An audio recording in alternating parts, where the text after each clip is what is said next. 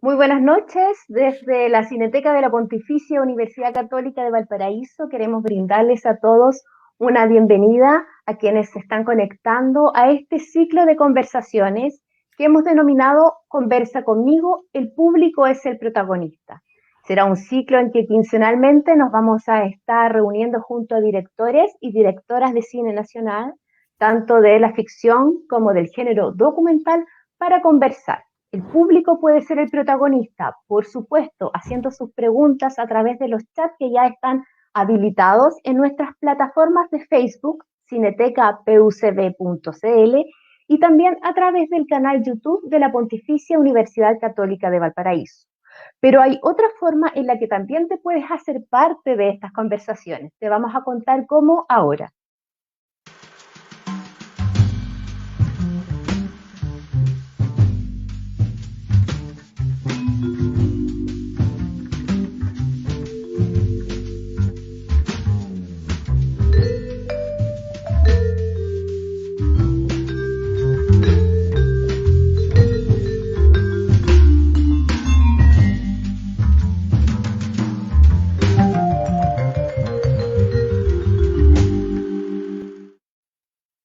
Estamos así entonces comenzando esta sesión inaugural de Conversa conmigo, el público es protagonista. En esta primera sesión tenemos un invitado especial. Él es un destacadísimo director de cine chileno que ha desarrollado tanto su carrera en el ámbito publicitario como en el del cine. Su productora Andrea Films ha destacado en distintos ámbitos del cine y son cerca de 100 premios los que ha recibido. Hoy nos queremos juntar en torno a una película que él escogió, Y de pronto el amanecer. Damos una cálida bienvenida a don Silvio Cayosi. Silvio, gracias por estar aquí con nosotros en Conversa conmigo. Gracias a ustedes por invitarme a este encuentro y a toda la gente que va a participar. Bueno, es mucho lo que podemos decir de su trayectoria. Muchos lo conocen por Julio, comienza en julio, un clásico. Hay otros títulos del cine documental como Fernando ha vuelto, Coronación, que en Montreal le dio el premio como mejor director.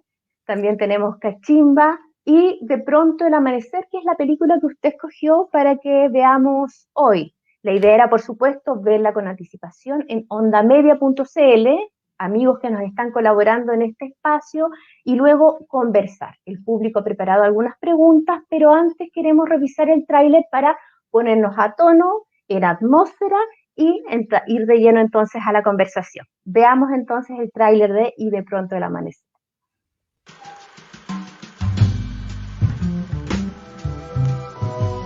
Y este capítulo lo estoy escribiendo yo. El resto lo escribirás tú. No sé si voy a poder. No sé si seré capaz.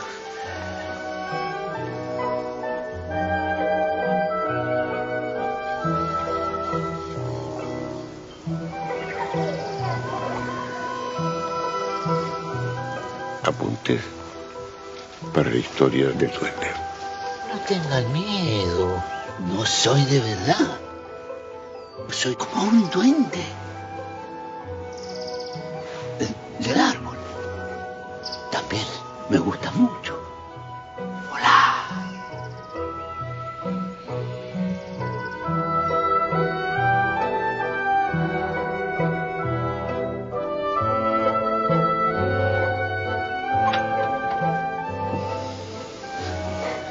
Fíjate, los dejamos a todos encerrados ahí afuera.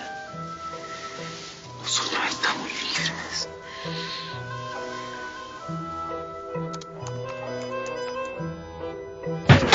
Ay, ¿qué pasa? ¡Pero paren! ¡Paren! A esa pared. Tú también, a la pared. ¿Quién cresta sabe dónde está el Rafa? ¡Putas de mierda! ¡Basta, mayor! ¿Qué le pasa? La única que está enterada de todo aquí soy yo. ¿Dónde está el Rafa? ¡Hola, Colina! ¡Radio! Qué ganas de que fuese verdad lo que decía el duende para poder volar por encima del horror. Tengo que darte las gracias por brindar conmigo. Bájate de tu pedestal y ponte en mi lugar. Si vais a escribir, tenés que escribir la verdad entera, po. Las balas no alcanzaron mi cuerpo, pero sí dieron en el blanco. Y los sueños del joven escritor quedaron allá agonizando.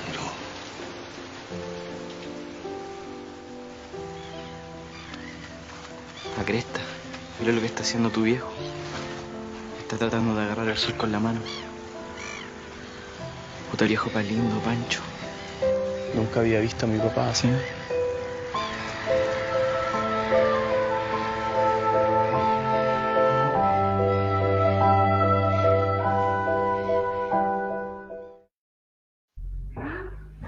Podemos ver que esta película obtuvo el gran premio en el Festival de Cine de Montreal en Canadá, Silvio. ¿Cuántas alegrías más allá de los premios le ha dado Y de pronto el amanecer? Fíjate, yo creo que la película que más alegría me ha dado de todas las que he hecho, fíjate. No solo porque gana el Grand Prix de un festival clase A como es Montreal, solo hay 2 películas que lo han ganado. Taxi para 3, creo que sí, Taxi para 3 también ganó el premio de Biarritz. Entonces, ganar un festival clase A en una película es una cosa fantástica. Y no solo eso, sino que una serie de otros premios y viajes por todo el mundo visitando, y incluso fui a China 2 veces, porque la película se dio en el Festival de China, después me invitaron como jurado al año siguiente al Festival de China, porque tuvo mucha atracción la película, mucho éxito allá.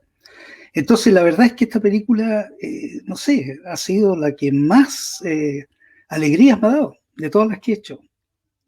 Es una película de gran envergadura, de gran formato, vamos a hablar ya de ello, pero sabemos que se movilizó mucha gente, personal técnico, las mismas comunidades locales de los sitios de filmación. Es una película de poco más de 3 horas. ¿Cómo se aborda una historia que va desde la niñez hasta la vejez de una persona? ¿Cómo la abordaron usted como guionista y Jaime Casas también guionista para mantener esta tensión constante y ir con las emociones desde la poética a escenas que son muy breves pero también muy intensas, como las escenas de la violencia militar? Mira, esto es algo que nos apasionó a ambos, ¿no? Yo el tema de un lugar a fin de mundo, como el caso de Chiloé en este caso, era algo que me daba vuelta en la cabeza muchos años, y Jaime Casas nació en Coyhaique, nació en la Patagonia, entonces dedicó su obra literaria, gran parte de su obra literaria, justamente a describir, a desarrollar personajes y situaciones de ese mundo. Yo al leer su obra me aluciné, y bueno, y entre los 2 comenzamos a desarrollar algo. Nos faltaba el personaje central que uniera un montón de historias que están en distintas obras de él. Esto es bien curioso, ¿eh? No lo había hecho antes, que es hacer algo a partir de una serie de pequeñas historias y personajes que hay en distintas obras literarias, en novelas, en cuentos cortos, en distintas cosas. Pero de eso, juntarlo todo en un personaje central. Entonces, todas estas anécdotas y todos estos personajes van haciendo que el personaje central vaya avanzando, vaya progresando, ¿ya? Entonces, la estructura es bien compleja para realizarla. O sea, realmente al principio dije, no sé si vamos a poder ser capaces en realidad. Pero te digo francamente, los personajes tan alucinantes, las situaciones, todo lo que empezó a desarrollarse, nos apasionó cada vez más y más y más. Y sencillamente empezamos a elaborar esta especie de estructura que es un verdadero árbol complejo lleno de ramas, ¿no es cierto? Pero que todas van al mismo tronco, ¿no? Y no era fácil de mantener esta estabilidad, ¿no? Cualquier ramita se quebraba y se venía el árbol al suelo. Entonces, no era fácil, pero al final lo logramos, y esa fue la primera alegría. Cuando leímos el guión frente a público, frente a pequeñas audiencias, ¿no? Y vimos que funcionaba, que no se desarmaba ese árbol. Creo que esa fue la primera gran alegría que tuvimos. Bien, y como la idea es que el público sea el protagonista, Silvio, en este encuentro y sea también quien lo interpele con sus preguntas, vamos a ir a la primera pregunta que nos plantea Víctor González de Valparaíso, que va muy en la línea de lo que recién estábamos conversando. Aquí, entonces, Víctor González, ¿qué nos dice? Hola, ¿qué tal? ¿Cómo están? Antes que nada quería saludar a Silvio, agradecerle por este conversatorio y preguntarle cuál fue el motivo, la inspiración, la primera idea que él tuvo para poder realizar esta película tan bonita, tan emotiva y tan llamativa en lo visual. Eso, está muy bien. Gracias por tu pregunta, Víctor. Me encanta Valparaíso, entre paréntesis. Un poco lo dije antes, ¿eh? Un poco dije esto de que la primera motivación fue haber leído varias obras de Jaime Casa y leer esos mundos de fin de mundo, esos personajes tan particulares. Ahí comenzó mi pasión por hacer algo con eso, ¿ya? Entonces, una vez que empezamos a desarrollar, no paramos más. En realidad, después la realización fueron años y años, porque la pasión era tan grande que, bueno, cuando tú estás realmente apasionado, no te detienes nomás, ¿no? No te importa, tú sigues para adelante, ¿no? Y es eso, es la pasión de algo que tienes en la cabeza y que quieres sacarlo para afuera.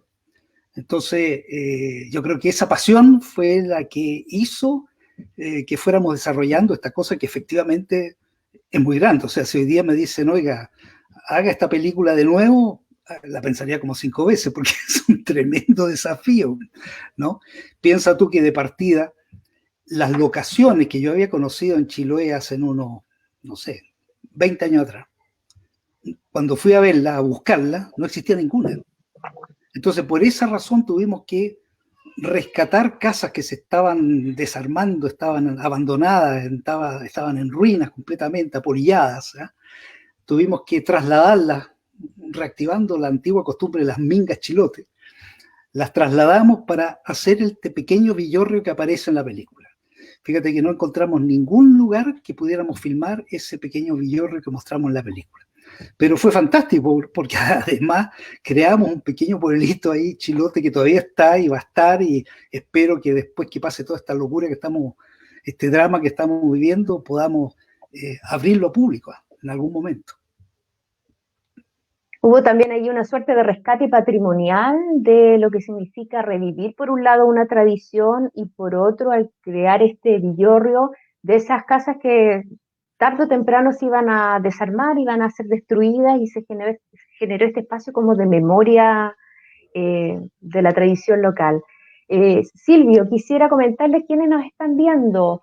Le envían saludos desde Chiloé, Pilar Jorquera, mira. Pilar y Carlos.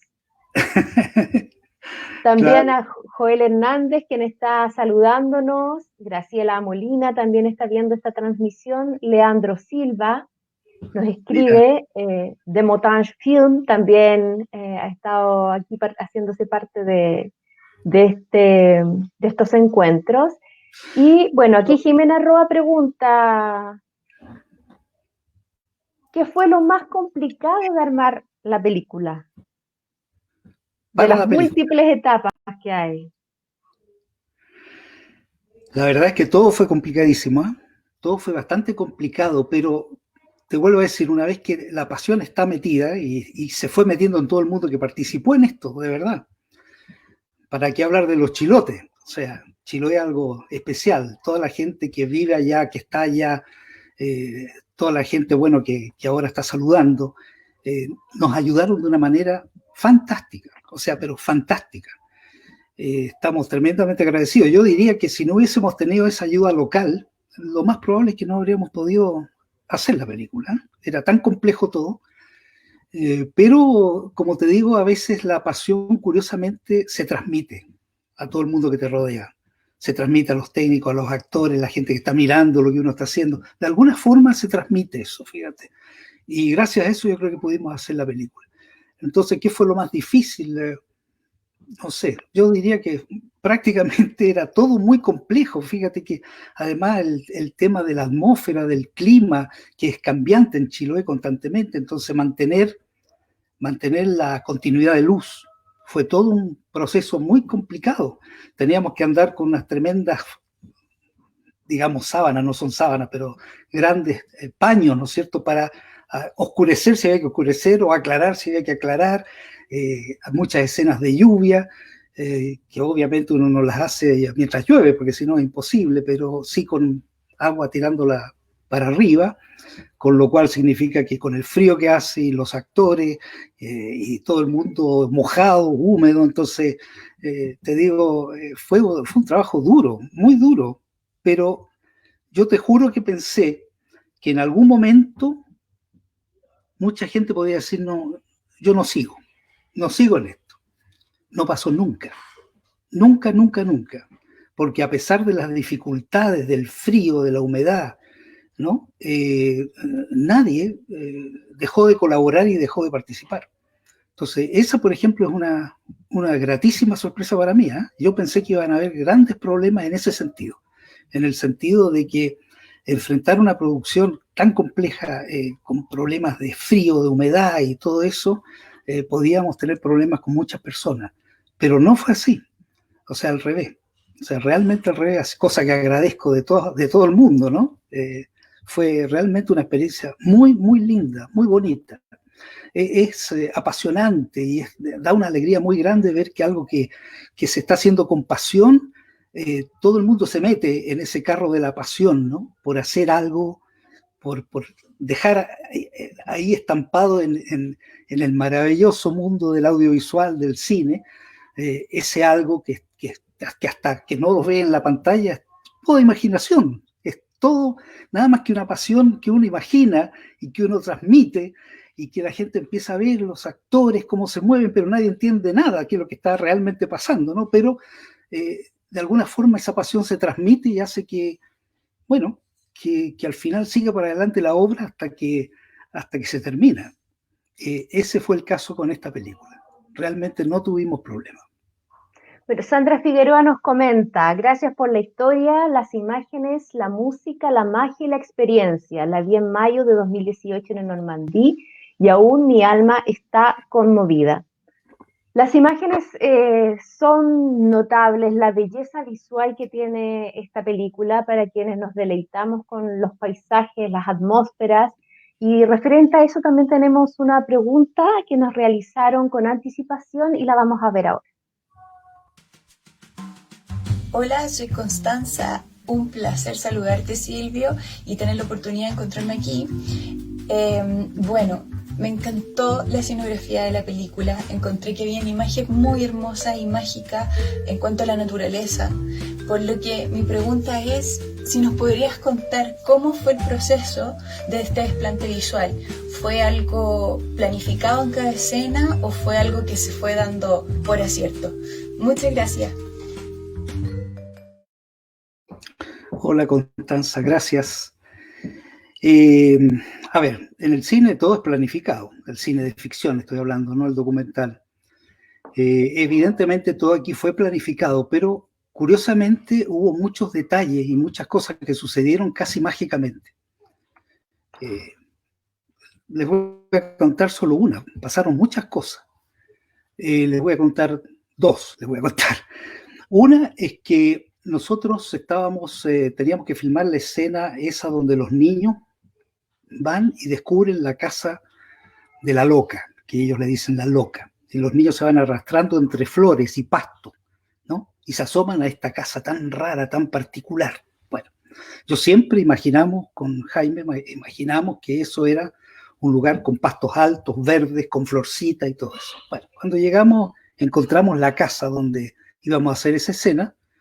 No estaba rodeado ni por flores, ni por pastos altos, nada, era barro.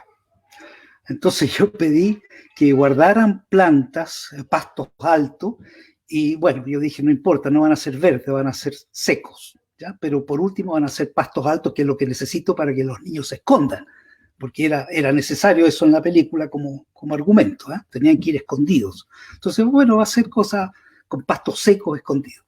Se guardaron varias camionadas de pastos secos para después ponerlos delante de la cámara, ¿no? Y cubrir todo el espacio con estos pastos secos. Bueno, me podrán creer que cuando llegamos al momento de la filmación, pocos días antes, sin que supiera, yo no había visto eso, no sé cómo creció el pasto y salieron las flores. Entonces era una cuestión que yo decía, pero yo estoy soñando aquí. Yo miraba eso y decía, pero ¿qué pasa? Esto es es mágico, sencillamente mágico.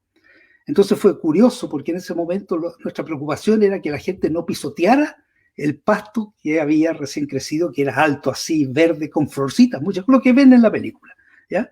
Entonces, eso, por ejemplo, fue un hecho realmente mágico, inesperado completamente, y obviamente la belleza de esa escena no habría sido la misma, con pasto seco. Sin duda no habría sido lo mismo. Pasó un poco lo mismo, fíjate, cuando esa escena tan bella en que el joven Pancho, o sea, que ve a su padre que está estirando la mano para atrapar el sol con la mano. Bueno, siempre soñé que eso tenía que ser con una puesta de sol, ¿no es cierto? Con los pájaros volando, así unas bandadas de pájaros elevándose. Siempre lo soñé como lo ven. Pero llegamos a filmar y era un día negro, casi lloviendo. Entonces dije, Dios mío, no había ninguna posibilidad de filmar otro día, teníamos que hacerlo ese día. Y yo dije, bueno, en postproducción vamos a tener que inventar todo esto y nunca en las postproducciones realmente quedan perfectas, ¿no? O sea, pueden quedar muy bien, pero de ahí a perfección. ¿Y qué pasó? Que hicimos el ensayo de la escena, la ubicación de las cámaras, todo el asunto, y me podrán creer que en el momento justo antes de decir cámara, se abrieron allá las nubes negras, se abrieron, apareció el sol maravilloso, ¿no? Entre medio de las nubes. El sol mismo lo pusimos en postproducción porque eso es imposible, no habría dado tiempo para filmar la escena, un sol que está en el borde del horizonte, ¿dura cuánto? Dura un minuto, no es imposible. Entonces, pero sí se abrieron las nubes por encima creando el reflejo del sol que iluminaba detrás de las nubes, esa luz preciosa detrás de las nubes, y ese reflejo permitía el reflejo del sol en el agua. Después cuando pusimos el sol mismo, el puntito brillante del sol, era perfecto el efecto con el reflejo en el agua, que era natural. Y podrán creer que todos los pájaros que vuelan no hay ni uno solo puesto por postproducción. Son de verdad, en el momento preciso, esas bandadas de pájaros se elevaban y danzaban delante de nosotros, pero una cosa mágica, completamente mágica. La magia de Chiloé, dice. Y pasó muchas veces con esta película. Claro, mucho de planificación, pero también hay que tener esa apertura a la generosidad a veces que tiene el azar de hacer buenas, así como a veces hace malas movidas, de hacer buenas jugadas para que todo resulte mucho mejor, tanto como se había soñado. Queremos recordarles que la película está disponible de forma gratuita en ondamedia.cl para quienes nos están preguntando en el chat aquí del encuentro y que pueden hacer sus preguntas, por supuesto, a través de Facebook y a través del canal de YouTube. La película Y de pronto el amanecer, la que nos convoca en esta ocasión, estamos conversando con Silvio Cayosi, su director. Silvio, quisiera compartir algunas otras consultas y comentarios que nos han hecho a través del chat. En este caso, Moisés Ollaneder, la película fue grabada en digital, ¿no?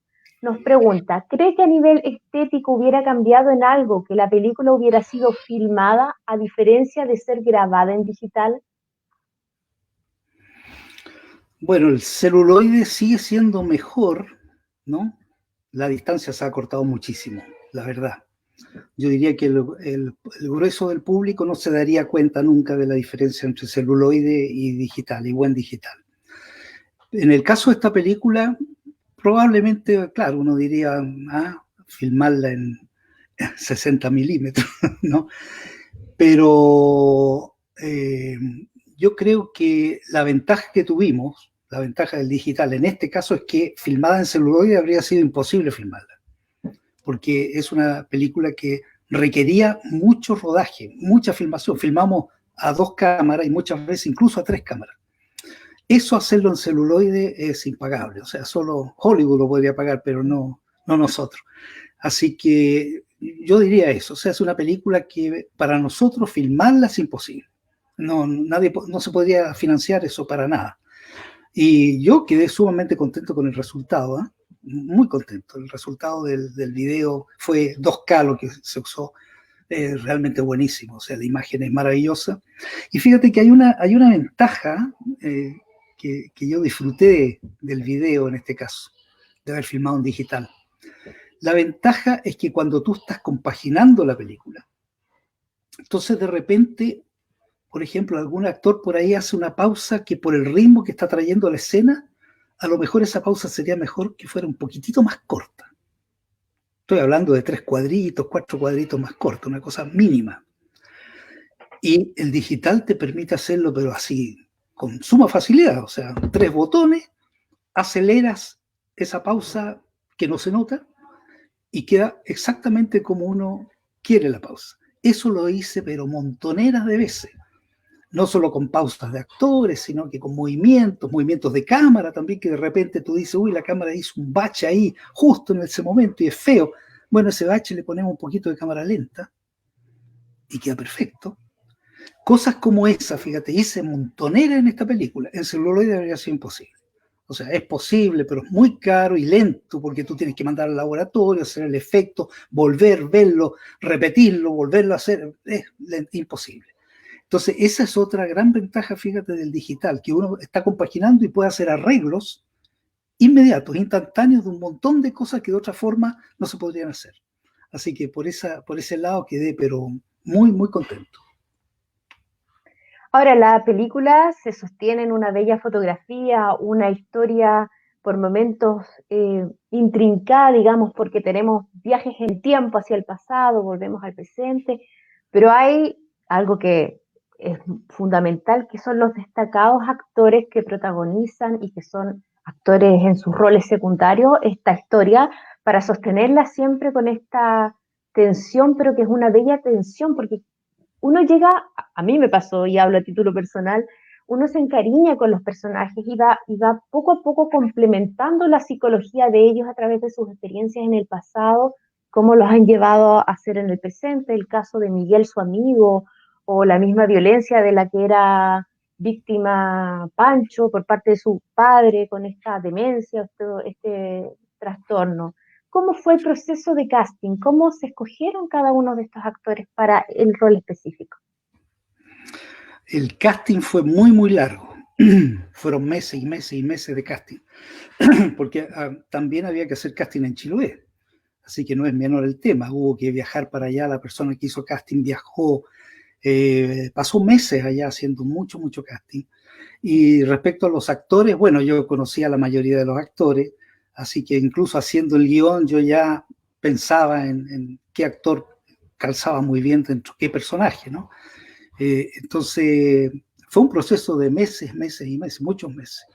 Y fue, o sea, yo la verdad es que se hizo un casting en que yo no di el brazo a torcer, porque de repente a mí me ha pasado muchas veces que tú estás haciendo un casting y tú dices, no, pero todavía no es preciso, algo falta aquí, algo en el interior de esta persona, yo siento que algo falta, y te empiezan a presionar, pues te empiezan a decir, oye, pero tenemos que filmar en 15 días más, ¿no? Entonces, está re bien, ¿ah? Tiene buen look, o qué sé yo, o calza bien. En este caso yo insistía a concho, digamos, porque yo sabía que era una película donde los personajes tenían que estar muy bien desarrollados y muy bien interpretados. Y bueno, y así se hizo, y está bien que se haya hecho así, porque la película meritaba ese trabajo tremendo detrás en el casting, ¿eh? Así que eso. Leandro Silva nos pregunta, ¿por qué trabaja comúnmente con el actor Julio Jung? Justamente que estamos hablando de los roles protagónicos, en este caso Julio Jung hace de Pancho Veloz. Mira, esa pregunta me la han hecho varias veces, ¿eh? Ha sido coincidencia de que primero yo encuentro que Julio Jung es un gran actor, encuentro que es uno de los pocos actores que tenemos, digamos, que es capaz de transformarse en otra cosa, no solo tocar la cuerda de lo que él es o puede hacer, sino que de repente hacer cosas completamente distintas. O sea, Julio en mis películas ha hecho roles que no tienen nada que ver uno con el otro y son todos creíbles, completamente creíbles, o sea, son todos de verdad, ¿no? Entonces él tiene esa capacidad, fíjate, de transformarse interiormente, porque no es cuestión de poner cara aquí, no es cuestión de poner una cara así, no, es una transformación interna. Cuando el espectador, cualquier espectador, vea a un actor, vea a un personaje en una pantalla gigante, ¿no es cierto?, en el cine, va a ver lo que está detrás, dentro de los ojos, lo va a ver adentro, No es como un poco en el teatro puede pasar más eso por la distancia, pero en el cine no, tiene que haber verdad interior, ser de verdad. Y en el caso de Julio es uno de los actores que conozco, que hay otros también, por supuesto, pero uno de los que conozco que son capaces de hacer esa transformación, ¿no? Y ser de verdad otra cosa, que no tiene nada que ver ni con él ni con otros personajes que ha hecho. Y se ha dado de que hay 3 películas que he hecho con él, y en las 3 lo elegí porque me pareció que podía hacer el personaje muy bien. Nada más, tan simple como eso.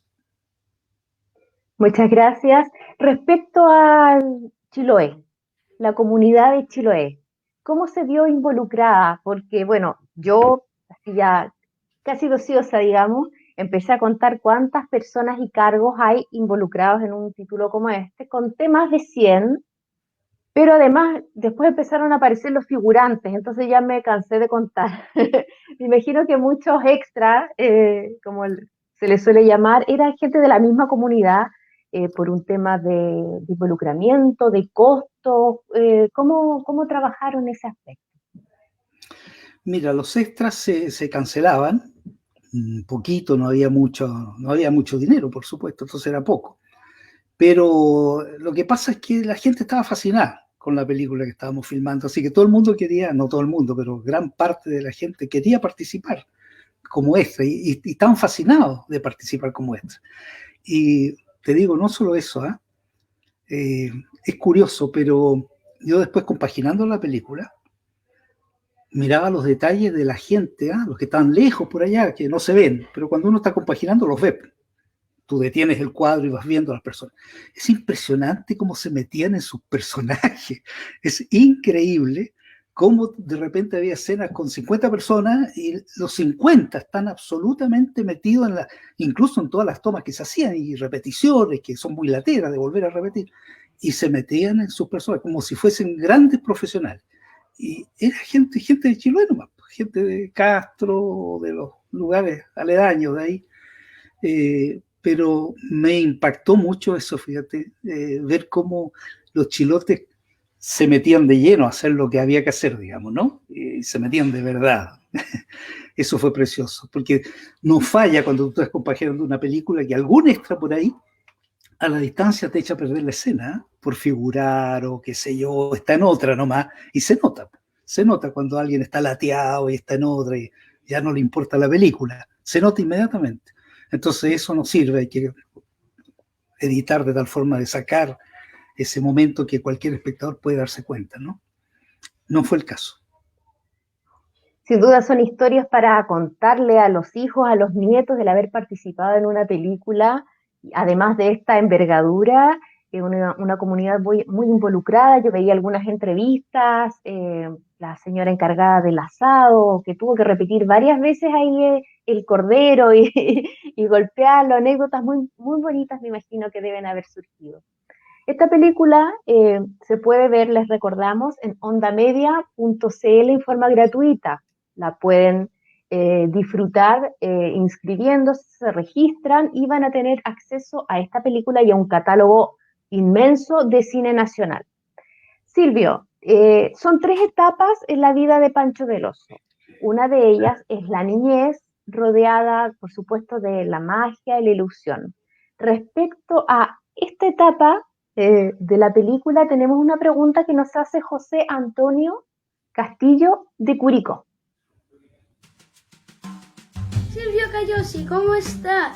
Le quería decir si fue fácil o difícil trabajar en su última película con niños. Me gustaría estar en una de sus películas. Chao. Chao. Oye, y no es chiste, él perfectamente puede haber estado, tiene una personalidad que yo lo pondría al tiro en una película. A ver, con los niños en general, por supuesto hay que hacer casting, ¿no? Hay que hacer un casting profundo, hasta lograr niños que primero que tengan espontaneidad, pero que al mismo tiempo entiendan lo que uno necesita que hagan. No solo no pueden hacer cualquier cosa, tienen que hacer con precisión lo que uno necesita, por la cámara, por el encuadre, por la luz, por todo eso, ¿no? Entonces no es fácil No es fácil encontrar niños que mantengan la espontaneidad y además puedan oír y hacer lo que se les pide que hagan. Pero en general, y pasó también un poquito en la filmación en Chiloé, en general los niños aguantan como 2 días. Los niños elegidos, ¿eh? Como 2 días, fantástico. Al tercer día la verdad es que ya se empiezan a cansar y ya empiezan a olvidarse un poquito de lo que uno les está diciendo y uno tiene poco menos que agarrarlos y ponerlos. Pero eso es normal, pasa siempre con los niños, ¿ya?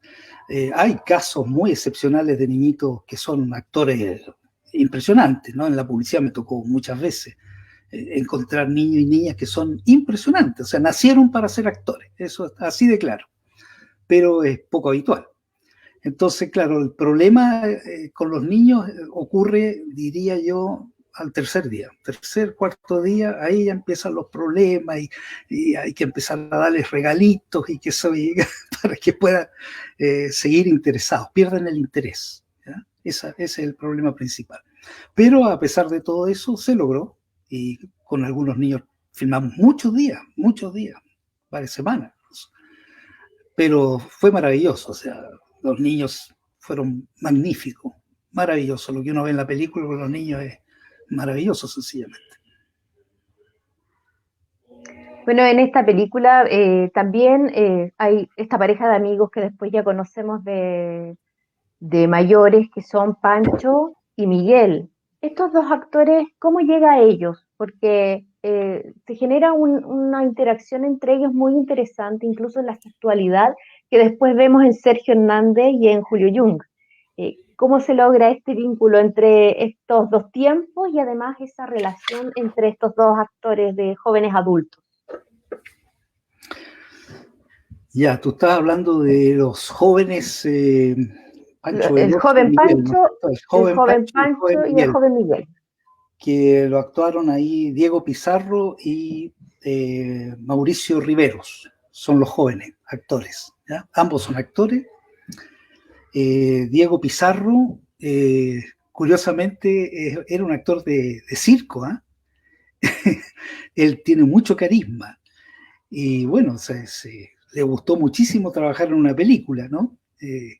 Y tuvo que adaptarse a que es otro medio, no tiene nada que ver con el circo, por supuesto, y él tiene mucha capacidad, y Mauricio Rivero también es de teatro y también se adaptó, digamos, al cine. Y hicieron un trabajo muy profundo, muy grande, porque ellos tuvieron que adaptarse, en pocas palabras, a lo que hacían Julio Jung y Hernández, ¿no? O sea, los viejos. Entonces tuvieron que, de alguna forma, transformarse ellos, acercarse más bien a lo que estaban haciendo Julio, ¿no? Y Hernández y Sergio. Pero yo sé, por ejemplo, les voy a contar para que vean ustedes el profesionalismo que hubo.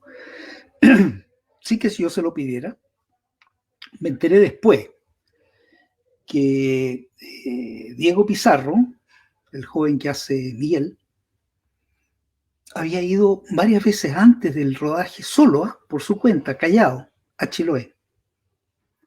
Incluso se puso a trabajar con pescadores de Chiloé en los botes para aprender a remar como lo hacen los pescadores, para aprender a convivir y ser un pescador, ¿no?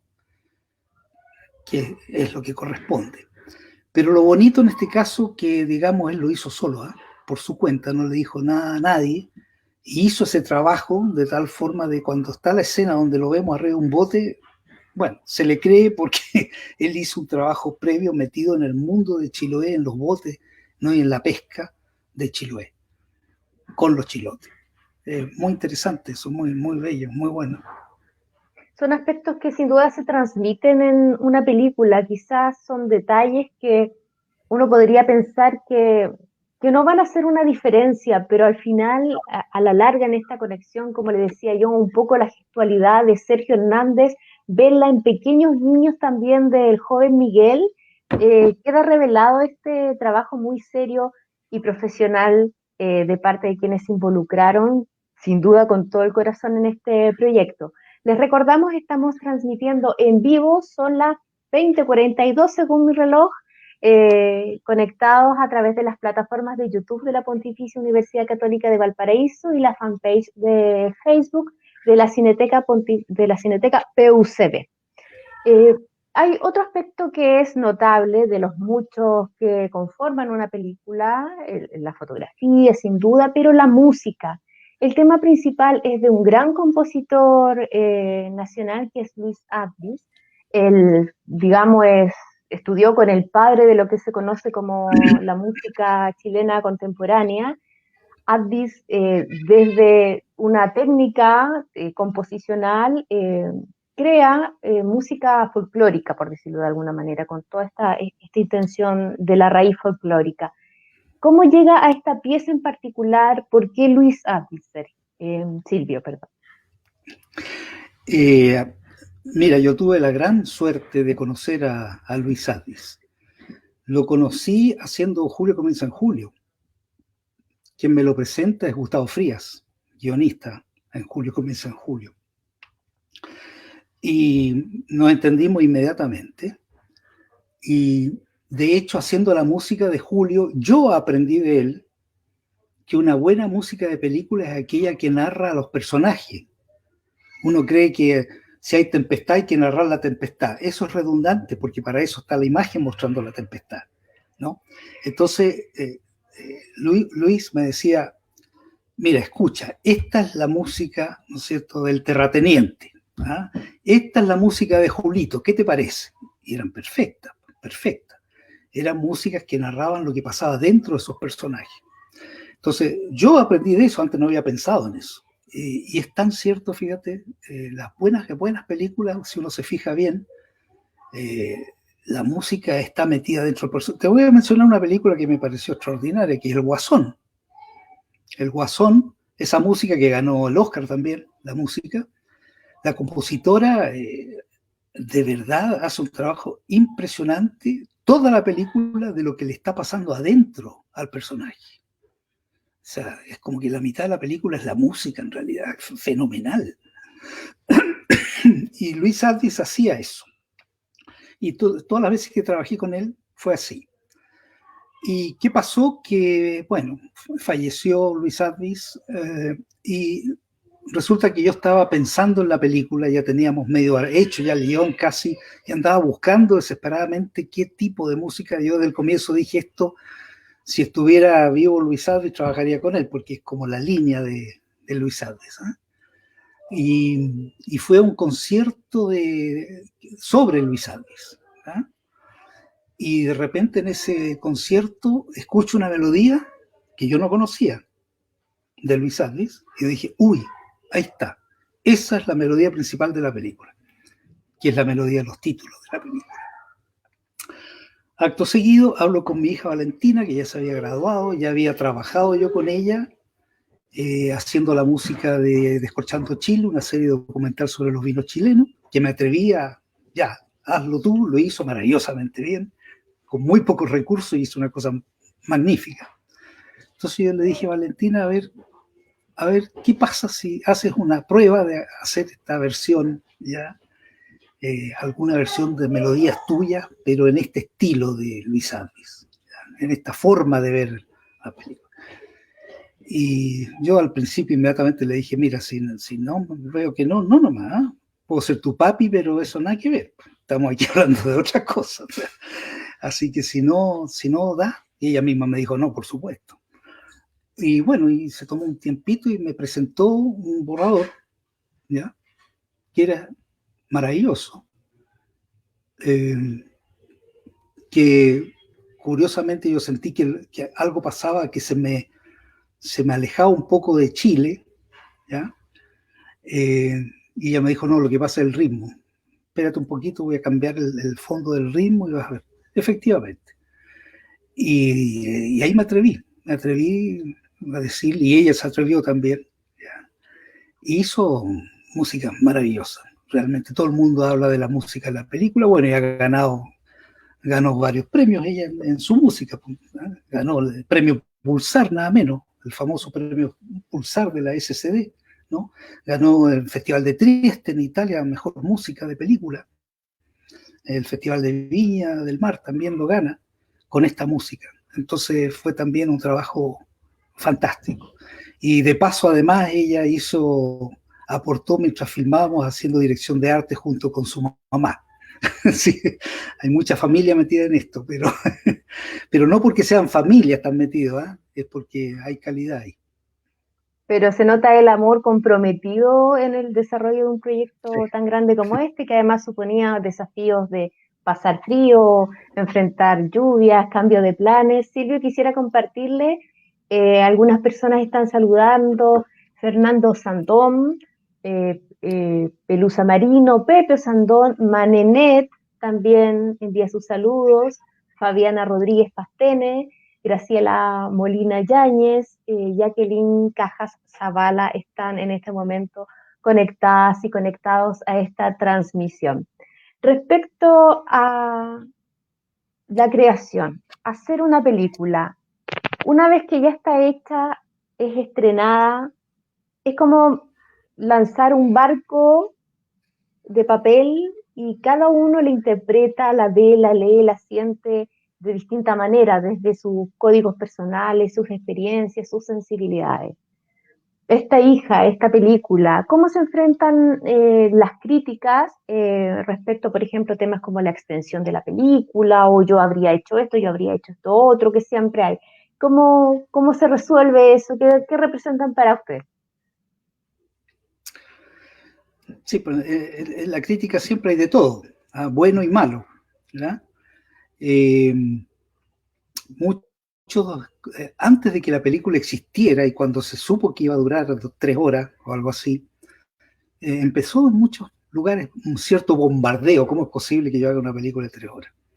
Pero curiosamente el mismo bombardeo no lo hacen contra películas de Hollywood que duran más de 3 horas, muchas, ¿no es cierto? Y de directores famosos. No dicen nada, dicen qué maravilla que dure tanto. Pero cuando es nacional, entonces es curioso, este país es raro, cuando ven eso lo encuentran como defecto, ¿no? Y esta película no es que yo hubiésemos querido hacer una película de 3 horas, es que sencillamente al desarrollar el guión con todos esos personajes maravillosos, yo la llevé en el montaje, después la reduje al máximo posible, pero llegó un momento en que cualquier cosa que tú eliminas, el árbol que yo mencionaba se derrumba, porque es una estructura que está todo ligado en función de ese tronco central que es el personaje central, que hace Julio Jung. Entonces cualquier ramita que tú cortas se derrumba, no es llegar y cortar. Hay otras películas que son más anecdóticas que tú puedes cortar una anécdota, no es el caso de esta película. Entonces yo la llevé a lo menos posible sin dañar la película. Seguir cortando es dañar la película y al final, ¿para qué sirve una película que dura poco, pero que no funciona? ¿No? La película tiene que tener su tiempo, el tiempo que sea, corta o larga. Y de hecho, fíjate que hay 2 tipos de tiempo, el tiempo real y el tiempo del cine. Cuando una película funciona, tú ves la película y se te va así de rápido, aunque sea larga.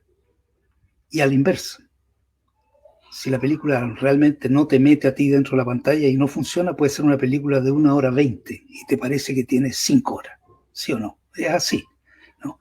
Entonces hay 2 tiempos distintos, muy curioso eso. El tiempo del cine, que no tiene nada que ver con el reloj, es si la película te atrapó o no te atrapó, si tú te identificaste con la película o no te identificaste, o la estás mirando desde afuera, ¿no? Entonces estás mirando una película donde hay efectos que te pueden llamar la atención, qué sé yo, situaciones, qué sé yo, pero ya a la media hora, si no te enganchó la película y no estás viviendo dentro de la película, se te hace eterna y tú quieres que termine la película. En cambio, una muy buena película que te toma, te identificas tú con los personajes, empiezas a vibrar dentro de la película, no importa lo que dure, se te va así de rápido. Hay tanta gente que me ha dicho que se le va así la película de rápido, ¿no? Y tiene mucho que ver con eso. Claro, me imagino que hay gente que no le pasa lo mismo, eso es normal. Hay gente que se engancha en una película, en un estilo de cine y otra no, es normal. Pero eso es lo que pasa con la duración, ¿no? Y claro, en la crítica de repente hay algunos críticos que escucharon que duraba tanto y encontraron que ahí había una lonja para poder decir, oiga, pero no puede ser, como que el cine chileno no puede hacer películas largas. Y es divertido porque muchos de esos mismos críticos, cuando la vieron, dijeron que era una joya de película. Entonces es divertido, sí, pasa. Eso Bueno, se llama prejuicio habitualmente. Exactamente, y poder arrepentirse de las palabras equivocadas que uno ha dicho, ¿no es así? Después de haber visto el resultado final. Sí. Las películas, una vez que son hechas, tienen esa posibilidad de seguir creciendo dentro de nosotros como historia, de dejarnos pensando, de generar espacios de diálogo, conversaciones como esta o de emociones que nos fluyen. Y hay otro aspecto muy interesante en el cual una película también puede seguir aportando a enriquecer espiritual, emocionalmente a las personas, y es lo que nos quiere preguntar Joel González en esta video pregunta que nos envió. Hola, buenas tardes, Silvio. Me encantó la película, la encontré con un argumento hermoso, me gustaron los sonidos, pero quizás si pudieras ponerle audiodescripción a tus películas para las personas ciegas, te lo agradecería enormemente. Un abrazo, felicitaciones. Muchas gracias, realmente. Sí, hay películas mías que tienen hechas así con audio, ¿no? Cachimba, por ejemplo. Cachimba tiene ese formato, ¿ya? Para la gente que no tiene visión. Y estoy seguro que llegará el momento en que se va a hacer y de pronto al amanecer para las personas que no tienen visión. Porque yo creo que es una película que aquel que siente, ¿no? Que tiene mucha sensibilidad, que sucede, creo yo, a la gente que no tiene visión, de alguna forma se le desarrollan otros sentidos, ¿no? Yo creo que es una película que les puede llegar muy bien. Así que espero que en un futuro cercano la tengamos con ese sistema. Muchas gracias por las palabras. Silvio, Pepe Sandón pide especialmente que le enviemos los cariños, que le pregunte por un guión que escribió El pianista del silencio, donde él trabajó, dice que es una preciosa película. Silvio es mi maestro, dice, dale mis cariños, de parte de Pepe Sandón. Hola, Pepe. Sí, efectivamente, ese fue un guión. A uno le pasa que de repente hay guiones que son maravillosos, se desarrollan. De hecho, se trabajaron varios años haciendo ese guión. Y al final no se pudo, estuvimos a punto de hacer una coproducción incluso con Francia. Pero a punto, y por A, B o C, no era una película barata, era compleja, era cara, un presupuesto alto. Y bueno, y al final no se logró. Pero es una lástima. A lo mejor quizás más adelante se pueda lograr, ¿eh? Porque es un guión muy, muy hermoso, una película muy bonita que yo estaba muy apasionado, pero por mucha pasión que tenía hubo un problema de presupuesto que no hubo caso de reunirlo para poder hacer la película. Bueno, proyectos que pueden quedar ahí en carpeta esperando poder volar más adelante. Me imagino que las ideas son muchísimas. Y antes de concluir, Silvio, ¿está trabajando en algún proyecto actualmente de tipo cinematográfico? No, la verdad es que en este momento te digo, más allá de ideas y cosas, y no nada concreto, ¿eh? Y con este paro que ha habido con el virus que nos paralizó a todos, peor todavía, pero siempre uno se le dan vuelta cosas en la cabeza y de repente puede aparecer algo que uno dice, wow, esto hay que hacerlo sí o sí, y ahí me lanzo. Mientras no me pase eso, no me lanzo. No, yo soy más bien de la idea de que no hay que filmar por filmar. Hay que filmar cuando tú sabes que necesitas filmar, necesitas sacar para afuera lo que tienes dentro tuyo, necesitas eso. Y eso me ha pasado pocas veces en realidad, por eso no he hecho muchas películas. Pero espero que por lo menos una vez más me pueda pasar. Mientras tanto están estos chispazos de ideas que en algún momento van a ser fértiles, van a germinar. Último comentario de Graciela Molina Yáñez: su ternura y calidad humana, Silvio, queda plasmada en cada una de sus películas. Felicitaciones por esta hermosa iniciativa, Cineteca PUCB, y a Verónica por acercarnos a nuestros grandes realizadores.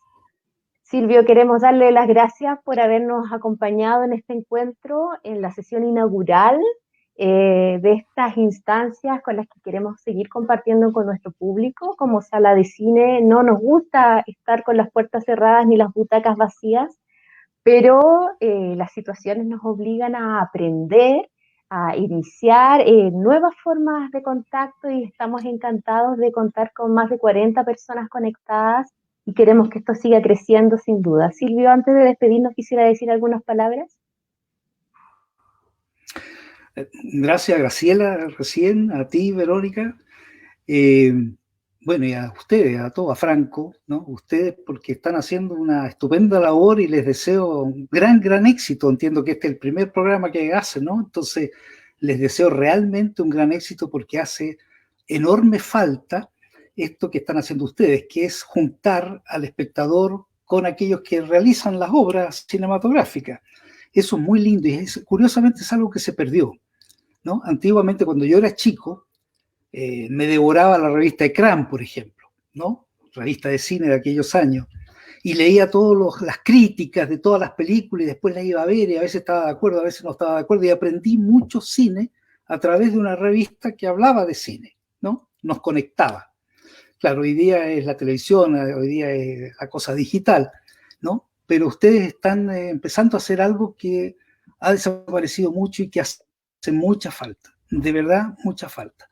El hacer ese encuentro entre el espectador y su cine, ¿no? Y el cine también, el cine internacional también. Pero ustedes están más bien enfocados al cine nacional. Entonces, los felicito y les deseo la mayor de la suerte. Muchas gracias, Silvio. Un placer poder estar aquí. Sin duda uno aprende uno ve una película, pero no sabe todo lo que hay detrás y procesos en los que a uno es más curioso, le gustaría estar entre bambalinas ahí mirando cómo esto se hace. La generosidad de personas como usted que nos permiten compartir estas experiencias hace que estos encuentros sean realmente valiosísimos, no solo para nosotros como personas, sino para nutrir el cine nacional, aprender a valorar y apreciar el cine nacional, donde aún persisten muchísimos prejuicios en torno a él. Nosotros vemos que en Coronación el sonido es maravilloso, incluso los susurros se escuchan muy bien, y aún seguimos escuchando críticas respecto al sonido del cine chileno. Entonces la idea es también derribar esas murallas que impiden que las personas se hagan el tiempo y se entreguen a lo que cada director, guionista y realizadores desean proponer. Así que muchísimas gracias, Silvio, por acompañarnos nuevamente. Gracias a usted y a todos quienes participaron. Un millón de gracias. Así es, nosotros queremos agradecer que estén conectados aquí con nosotros y vamos a tener una próxima sesión. Esta es solo la primera. La próxima será el 6 de agosto y nos vamos a reunir con la documentalista Maite Alberdi. Ella tiene una invitación que hacernos.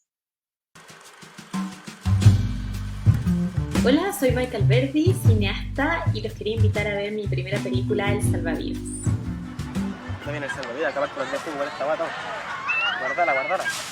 No, porque está abierta, por El Salvavidas cuenta la historia de Mauricio, un salvavidas que cree que el mejor salvavidas es el que nunca se mete al agua porque aplica medidas preventivas, pero el problema es que trabaja en una de las playas más peligrosas de Chile. Su historia se va mezclando con la mirada de todos los veraneantes y que de alguna manera es un retrato social a puertas abiertas.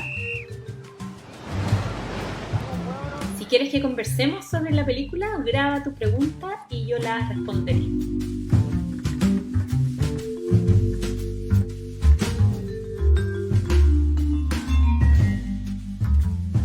Te espero, conversa conmigo.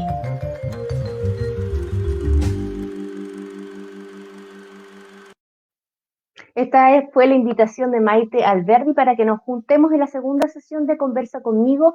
El público es protagonista. Recuerda que puedes enviar tus video preguntas. La información va a quedar, por supuesto, siempre disponible para que te contactes con nosotros.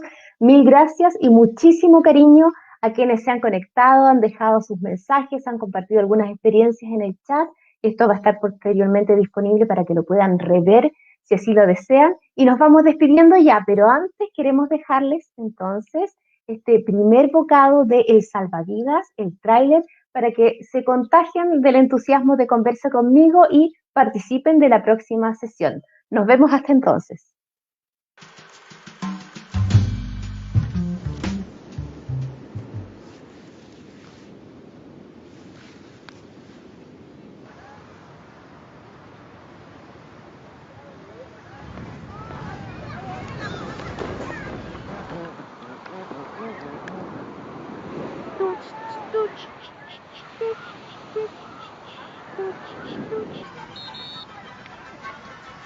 No viene el salvavidas, acabar con el día con esta guata. Guardala, guardala. No, porque está abierta, pues, weón. Está escondida. ¿Pueden bajar, porfa? ¿Pueden bajar o no pueden bajar? ¿Una foto con nosotros? No, gracias.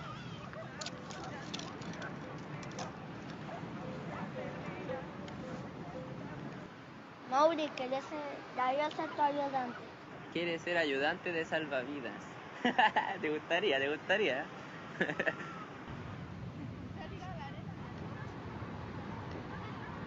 Se notifica y deja constancia que el salvavidas Jean-Pierre Palacios no se presentó a trabajar, dejando su sector abandonado sin previo aviso a los compañeros de trabajo, teniendo el día 18/01 el 10 como día libre.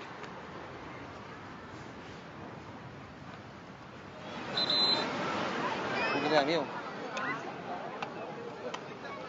Sí, pero a puras curaciones. Ya los chicos perdidos. No, si es lo que hace, es la pega. Todo lo que le pido, lo hace bien. Pero me falta meterse al agua.